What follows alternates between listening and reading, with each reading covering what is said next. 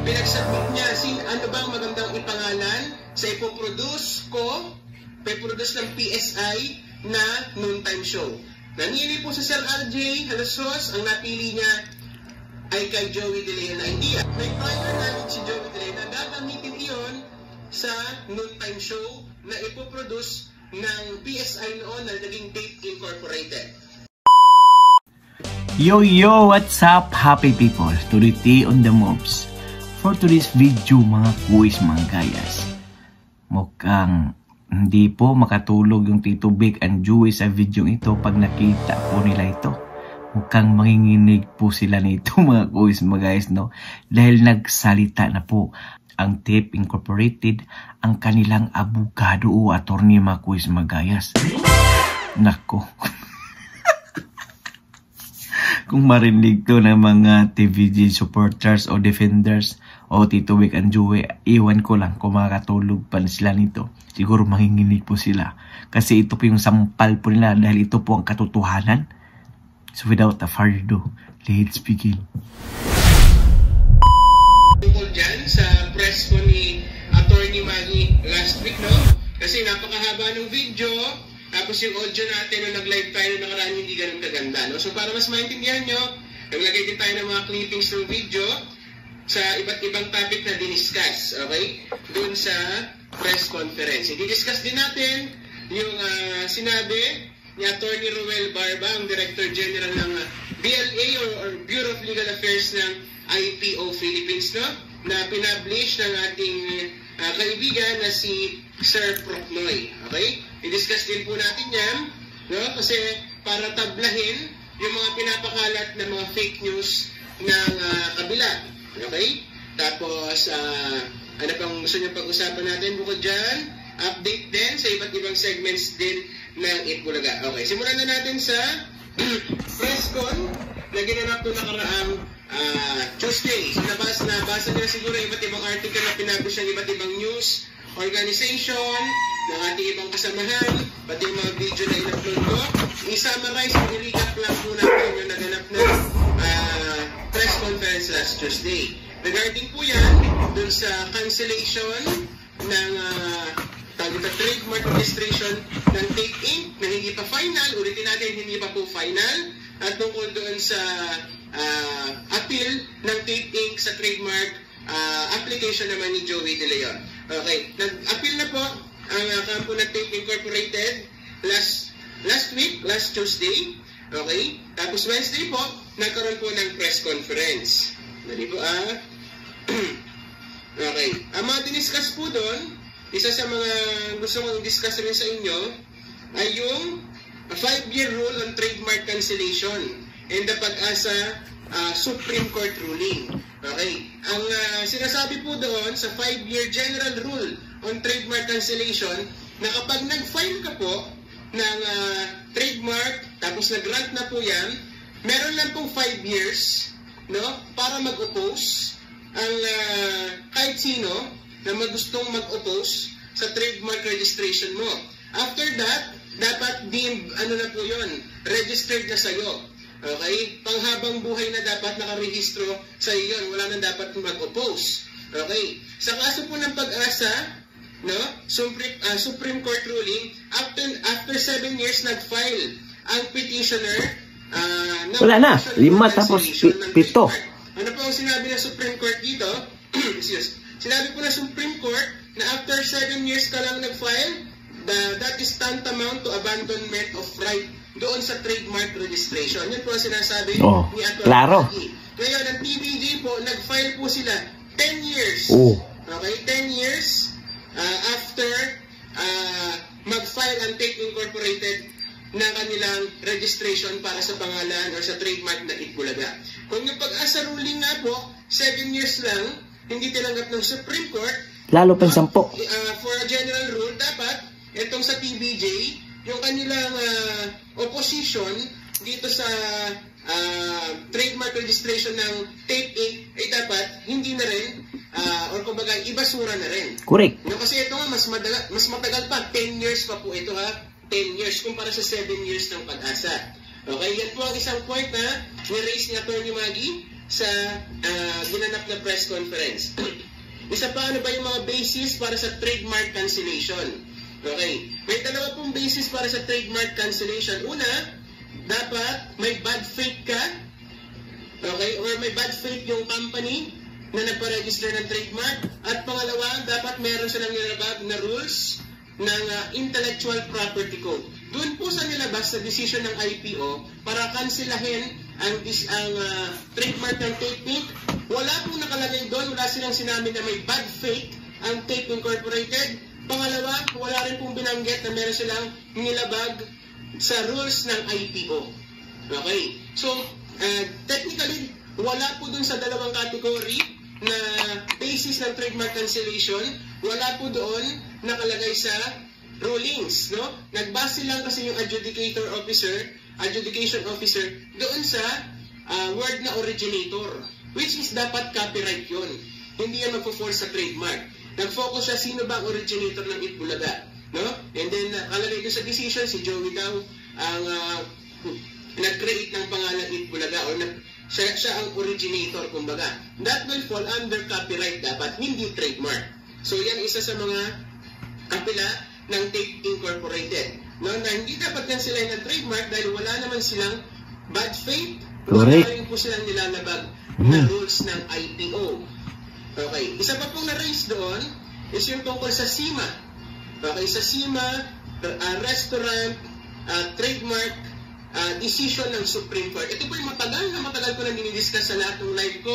Nagawan ko na rin po ng video yan. Sa SIMA registration, sa SIMA restaurant Supreme Court decision, sinabi po doon, no, na yung in trademark applications, when an entity has prior use, creation, or registration of a trademark, sa kaso po ng Tape Incorporated, sila ito.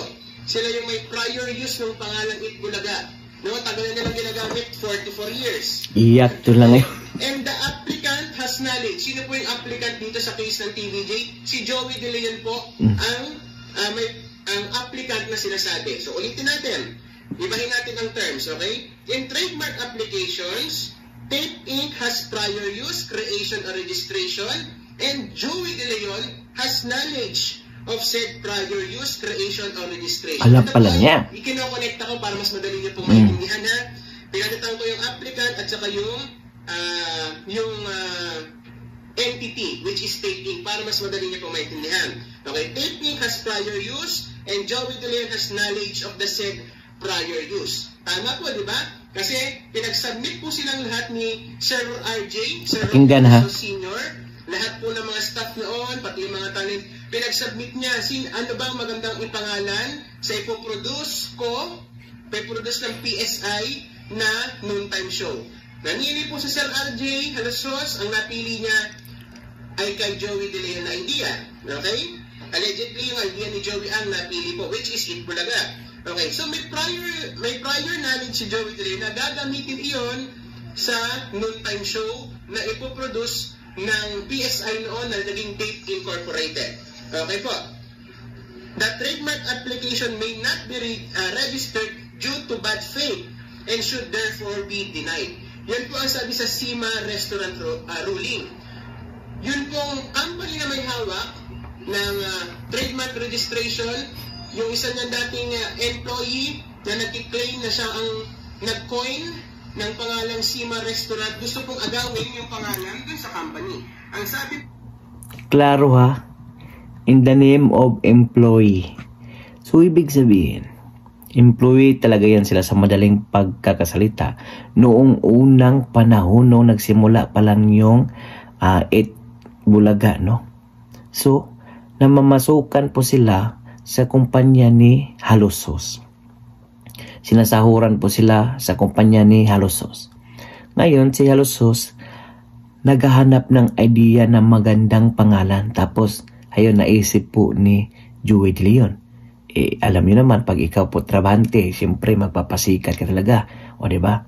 Lahat ng kakayanan mo, gagawin mo para magustuhan ka ng bossing mo, boss amo, manager mo. Ayun, binigay. So, nagustuhan ng mga Halosos yung pangalan na Itbulaga. So, ibig sabihin nun, sa simulat sa pulpa, hindi si Joey De Leon ang nagparehistro ang kumpanya na TIP Incorporated. Kasi nga employed lang po sila. So dahil ngayon, umabot na sa ilang taon, inangkin na po niya. Wala naman doon sa rehistro. Makikita sa rehistro na sa kanya po nakapangalan. Sa TIP Incorporated po. Nako, patuloy pa ba Paskong lang? Tuloy natin.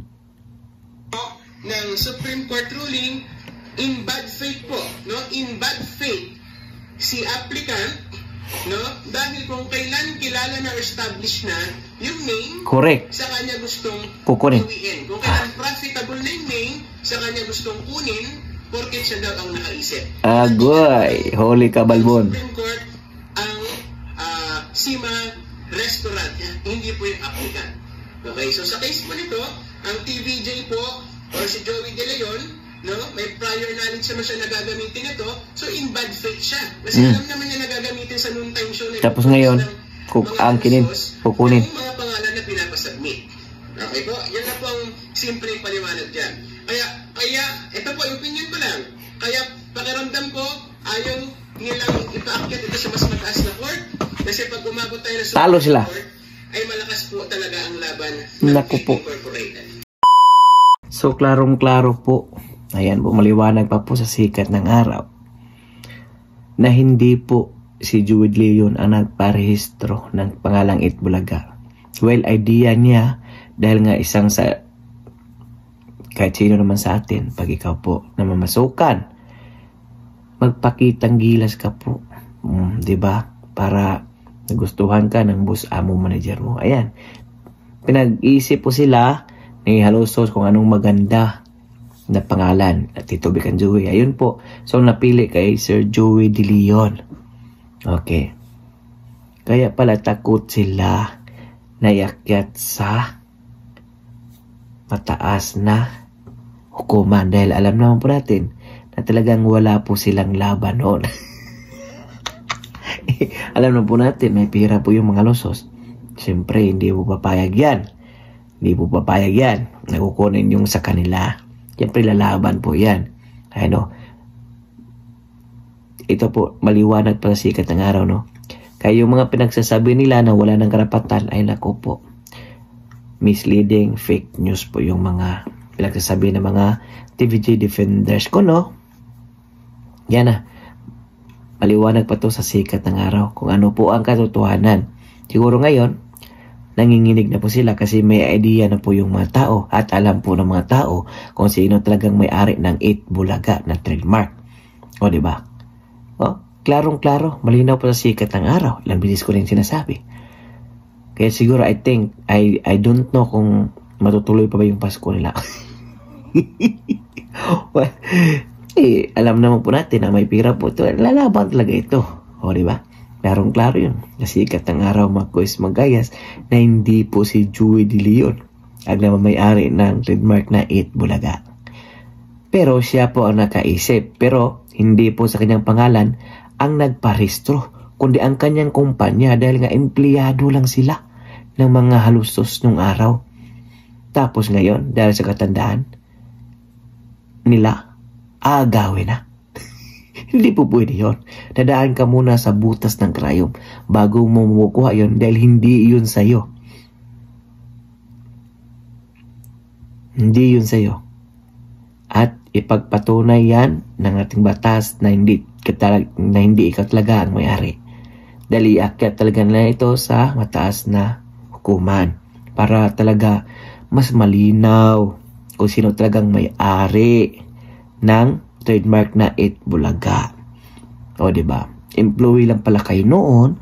So, talagang natural na makipag-cooperate kayo kung anong gusto ng kumpanya. So, nagbigay ng idea ang kumpanya sa inyo kung ano ang karapat-dapat o ano ang maganda. O nagbigay po sila noon as a employer. At ang nagparehistro, klarong-klaro po ang TIP Incorporated, mga Halusos. So, ngayon, aangkinin na nila. So, ano yan? Kagaguhan? Katangahan? Ano yan?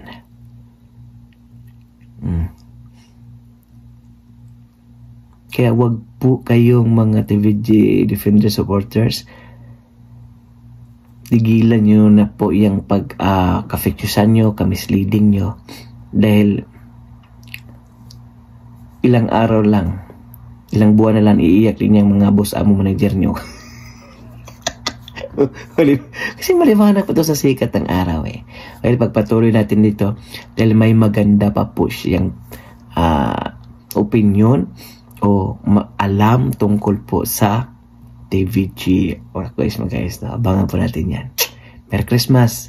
Dahil umabot ka sa dulo ng ating video, may karapatan kang mag-like, share, comment, at subscribe. So for now, I'm God Filipinas. God first, God bless all. Peace.